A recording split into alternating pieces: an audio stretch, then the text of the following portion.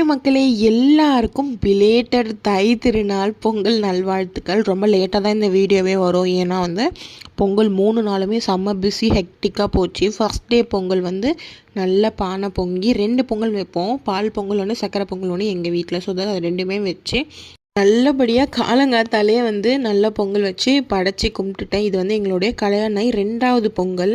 First தலை பொங்கல் ரொம்ப லேட்டாக தான் பொங்கலே வச்சேன். பட் இந்த வாட்டி ரொம்ப சீக்கிரமாக காலையிலே வடை சுட்டு, சுண்டல், மீல்ஸ், சாப்பாடு எல்லாமே வச்சு, நாட்டு காய்கறிலாம் வச்சு திருப்தியாக சாமி கும்பிட்டுட்டு அன்றைக்கி சாயங்காலம் புதுசாக ஒரு பெருமாள் கோயில் எங்கள் ஏரியாவில் கட்டியிருந்தாங்க. ஸோ அழகாக இருந்துச்சு பார்க்க. அங்கே போயிட்டு 2வது நாள் பொங்கலுமே நான் பொங்கல் வைப்பேன். ஏன்னா எங்கள் அம்மா வீட்டு சைடு மாட்டு பொங்கல் கும்பிடுவோம். பட் இவர் வீட்டு சைடு தை பொங்கல், ஃபஸ்ட்டு சூரிய பொங்கல் கும்பிட்றதுனால 2 பொங்கலுமே நான் கும்பிட்டுட்டு தான் இருக்கிறேன். ஸோ தட் 2வது நாளுமே நாட்டு காய்கறியெல்லாம் வச்சு வெறும் பால் பொங்கி அதில் பாயாசம் மாதிரி வச்சு சாமி கும்பிட்டுட்டேன். அண்ட் தென் அன்றைக்கி ஈவினிங் கபாலீஸ்வரர் கோயில் போகலாம் அப்படின்னு சொல்லி 2 பேரை போயிருந்தோம். ஸோ தட் நான் என் பொங்கல் அவுட்ஃபிட்டே மாட்டு பொங்கல் அன்றைக்கி தான் போட்டேன். அன்றைக்கி நாங்கள் போன நேரமானு தெரியல, சிவனுக்கு ரொம்ப ஸ்பெஷல் டே, பிரதோஷம்னு சொல்லியிருந்தாங்க. ஸோ தட் ஃபுல் மேலத்தாளம், உற்சவர் ஊர்வலம் வந்தார். நைட் ஆகிடுச்சேன்னு சொல்லி செம்மையாக நானே திட்டிட்டு தான் போயிருந்தேன்.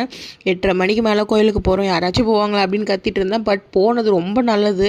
அப்போ தான் உற்சவர் ஊர்வலம் வந்தார். 10 மணி வரைக்கும் கோயிலில் இருந்தோம். ரொம்ப சூப்பராக தெவ்யமாக சாமியெல்லாம் பார்த்துட்டு, அங்கே தேங்காய்லாம் உடச்சிருந்தாங்க, அதெல்லாம் பொறுக்கிட்டு வீட்டுக்கு வந்துட்டேன். நம்மளுக்கு கூச்சமே கிடையாது. கோயிலுக்கு போயிட்டோம், பிரசாதம் வாங்க, தேங்காய் பொறுக்கிறதுக்கெல்லாம் கூச்சப்படுவோமா அப்படின்னு சொல்லி நைட்டு நல்ல சாமி பார்த்துட்டு கிளம்பிட்டு, அதுக்கப்புறம் மயிலாப்பூரில் எனக்கு ரொம்ப ஃபேவரட்டான கடை இந்த சங்கீதா. நிறைய பேர் இங்கே சாப்பிட்ருப்பீங்க. ஐஸ்கிரீம் ரொம்ப ஃபேமஸ்ஸு.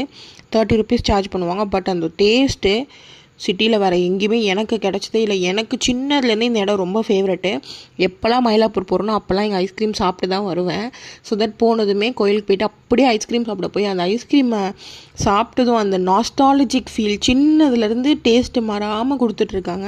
ஸோ தட் அந்த பக்கம் போனீங்கன்னா கண்டிப்பாக ட்ரை பண்ணி பாருங்கள். கண்டிப்பாக வருத்தப்படவே மாட்டேங்க, அவ்வளோ சூப்பராக இருக்கும். 2 பேருமே சேர்ந்து ஐஸ்கிரீம் நல்லா சாப்பிட்டுட்டு அங்கேருந்து கிளம்பிட்டோம். இதுதான் எங்களுடைய பொங்கல். காணும் பொங்கலுக்கு என்ன ஆச்சுன்னு நெக்ஸ்ட் வீடியோவில் சொல்கிறேன்.